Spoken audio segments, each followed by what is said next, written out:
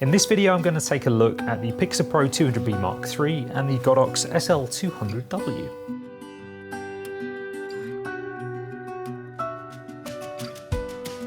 Hello, my name is James Watson. I am a corporate camera operator and video editor based in the southwest of England. And for the past 6 months I've been using the 200B Mark III from Pixapro as my main key light on my professional work, from using it as a key light in interviews to lighting up sets, backgrounds. It really is an exceptionally versatile chip on board light. It's a 200 watt bicolor LED with a Bowens mount, which means I can put pretty much any modifier I want on there, from soft boxes to strip boxes to lanterns. Whatever I want to put on there, it's good to go. I'm at Swindon Studio today, and one of the lights that they use as their main key light for doing video work is the Godox SL 200W. This is the newer version of the Godox SL 200, and it is just a daylight version of the Pixapro 200B Mark III. I think what it comes down to with these two lights is the ergonomics between them, because there are some production details between the two of them that do make them stand apart.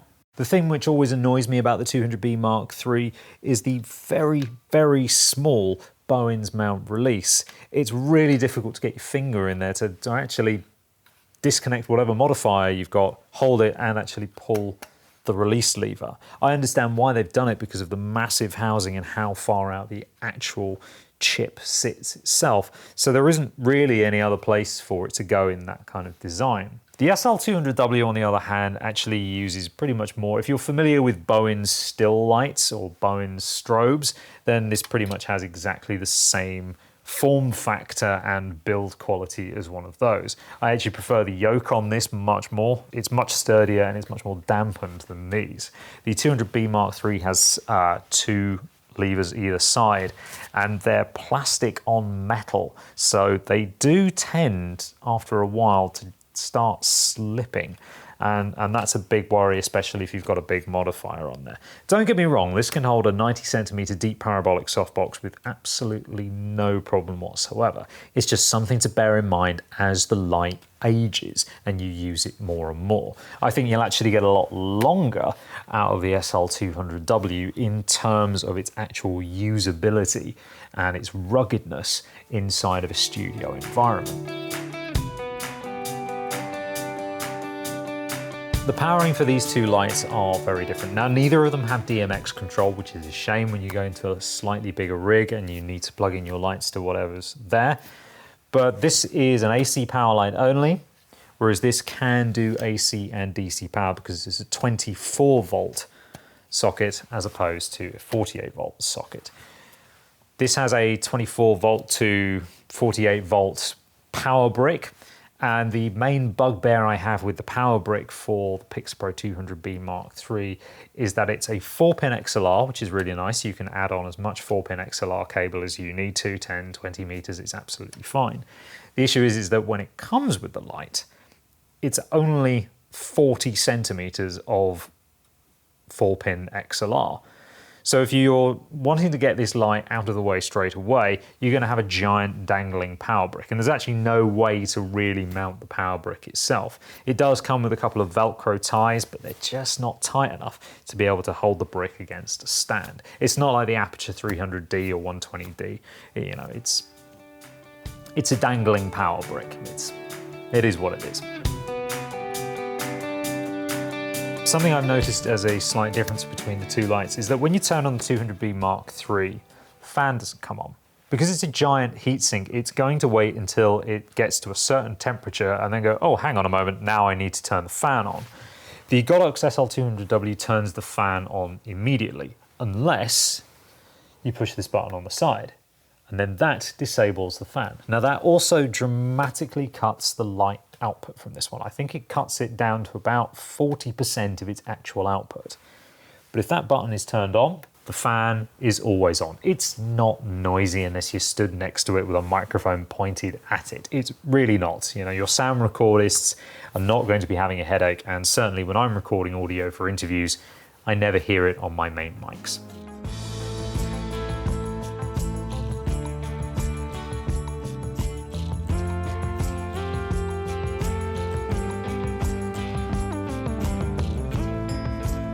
two lights in terms of their control and their usability are both very different. You'll actually be able to see on the screen now that the displays on them are of very different quality. The 200B Mark III's display is a little bit lackluster, whereas the Godox SL200W has a very nice and clear LED screen. If I bring my hand down there, you'll be able to see how well that screen actually lights up, and at different angles it's very easy to see. The Godox SL200W goes from 1% all the way to 100%, so it does that 1% incremental increase, whereas the 200B Mark III only does it in 10% increments. Both lights can be remote controlled. The 200B, you require a USB adapter to be able to use it, and the 200W, I believe, has the remote included with it, but here in the studio today, I don't have that because I'm not actually using it at a height where I'm going to be needing a remote. What I'm more interested in is how these lights look during a standard interview setup. And what I mean by a standard interview setup is an interview setup like I would do, which is a normal 3-point lighting setup that I would bring on location with me. Now, the SL200W is at a slight disadvantage because I wouldn't take this light out on location with me. It's nothing personal against the SL200W, but it's only mains powered. So in the event that I can't run mains leads for whatever reason, I can put a V-mount battery on this and it will last about 30 to 40 minutes at about 70% power, but it's still that option to have that, which the SL200W doesn't have. So what I would like to do is show you the interview setup that we've just done here in the studio with subjects coming in and out in an obviously very COVID-safe way we've had to do.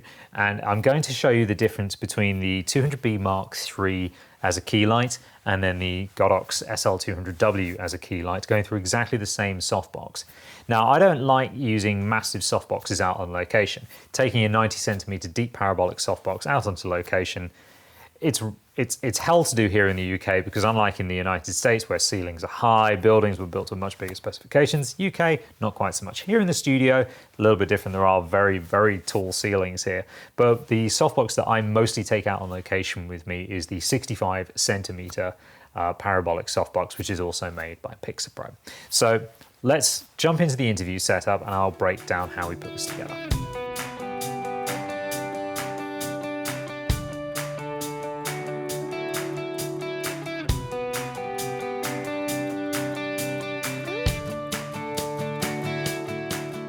This is the setup that we've gone for with the Godox SL200 as the key light. We've got a tungsten background coming from a panel with a softbox. We've got the Aperture MC up there, just behind a vase. And we're at about 35% on the Godox with a 65cm softbox with a grid and double layer of diffusion, and we're at about 35%. And I'll explain in a moment why I think that's really, really good. When I now switch out and put the Pixapro 200B on there. This is now the shot with the Pixapro 200B Mark III going through the 65cm rice bowl softbox with the double layer of diffusion and the grid. The first thing that struck me was that when I put the light to 35%, as I had on the Godox, stuck it up, the shot was underexposed. So I had to bring the brightness of the light up to 50%, which is about half a stop in terms so that we could meet the same exposure of f3.2 1/50th of a second ISO 400. In terms of white balance on the EVA-1, when I did a custom white balance between the two of them, it was 5300 Kelvin on the Pixapro when it's set to 5600, and on the Godox it was 5250. One of the things that I noticed about the 200B Mark III is that the Godox, with its 1% increments, I can really dial in the brightness level that I need. With the Pixapro, I'm stuck with the 10% increments, which meant that I could either choose between 30 or 40% as I had the Godox at 35%. What this told me is that the design of the Pixapro, where the chip actually sits, spills a lot of the light in the wrong way. You can see how the actual chip here is against the light unit. It's very, very, very recessed. So all of that light is just spilling down because there's nothing to project it forward and then out. What we'll be able to see here is that the chip of actual unit itself sticks out far more than the Pixapro's does. And because of that projection forward, it actually allows for the light to be much more directional.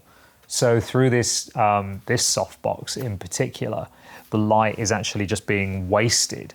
And when it's actually getting to the subject, you're losing that half a stop already that the Godox wouldn't lose. And that's a little bit disappointing to know, that as a 200B owner, to realize actually you're losing more output than you were with the Godox. It's actually one of the main reasons I upgraded to the 200B as my key light from the 100B from Pixapro, because with the 100B, it's about a similar brightness to the 120D from Aperture.